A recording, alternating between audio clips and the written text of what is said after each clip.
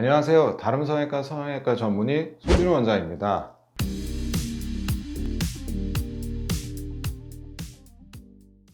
이번 시간에는 들창코에 대해서 말씀을 드려볼까 하는데요. 들창코는 코끝이 머리 방향으로 좀 들려 있고 정면에서 봤을 때 콧구멍이 좀 더 많이 보이는 코를 저희가 들창코라고 보고 있습니다.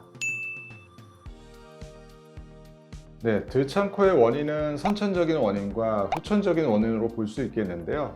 선천적으로 코 자체가 좀 발달이 많이 되지 않은 분들, 이제 연골 자체가 조금 더 작은 거죠. 아담한 코, 비중격도 작고 코끝 연골도 작다 보니까 상대적으로 이렇게 코가 좀 들려 보이고요. 정면에서도 이렇게 콧구멍이 좀 많이 보이는 이런 선천적인 원인도 있고요. 후천적으로는 예를 들어서 L자 보형물을 넣었을 때 처음에는 괜찮지만 시간이 지나면서 이렇게 코가 좀 들리는 경우가 있습니다. 이제 그렇게 하다 보니까 들리는 코도 있고요. 지금처럼 염증 때문에 코끝에 좀 과도한 수축이 와서 코가 이렇게 들리는 경우도 있습니다. 그래서 뭐 구축이라든지 코끝에 염증이 좀 왔다 가가지고 코가 들려서 코끝이 상대적으로 들린 코, 이런 경우에도 들창코로 볼 수 있겠습니다. 사실 사진으로만으로는 정확하게 알 수는 없고요. 눈으로 보는 것보다는 실제로는 만져보는 것이 굉장히 중요합니다.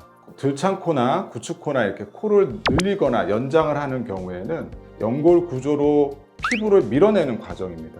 그러면 이제 코를 만져봄으로써 피부가 얼마나 늘어날 수 있는지, 그리고 기존의 연골 지지대나 새로운 연골 이식을 통해서 연골 구조물을 얼마나 연장을 시킬 수 있는지, 이런 것들을 확인을 통해서 얼마나 내릴 수 있는지 충분히 확인할 수 있고요. 앞서 말씀드렸지만 눈으로 보는 것으로는 한계가 있고요. 촉진을 통해서 정확하게 알 수 있습니다. 그래서 가급적이면 병원에 내원하셔서 정확한 진료를 받아보시기를 권합니다.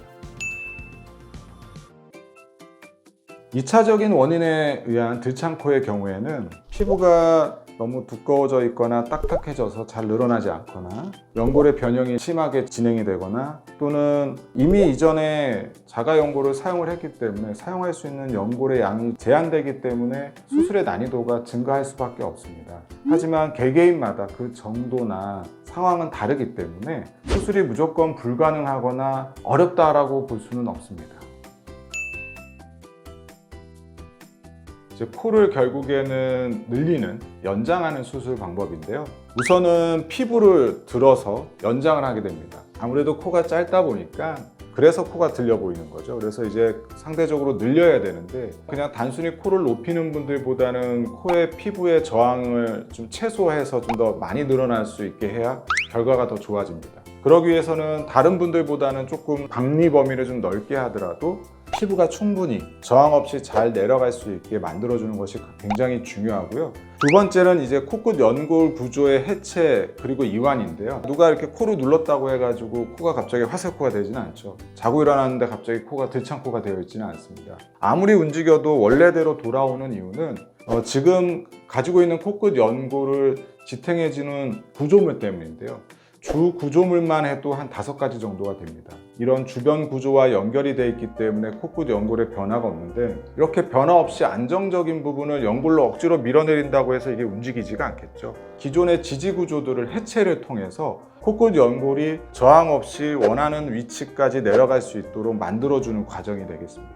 이렇게 원하는 위치까지 코끝 연골이 충분히 내려올 수 있게 연장이 되면 이제는 새로운 지지대를 만들어서 이 코끝이 원하는 위치에서 유지될 수 있게 만들어줘야 되는데요. 그러려면은 이제 새로운 연골 지지대를 통해서 이완된 코끝 연골이 안정적으로 유지될 수 있게 만들어줘야 됩니다. 이 과정은 예로 들어서 비중격을 연장할 수도 있고요.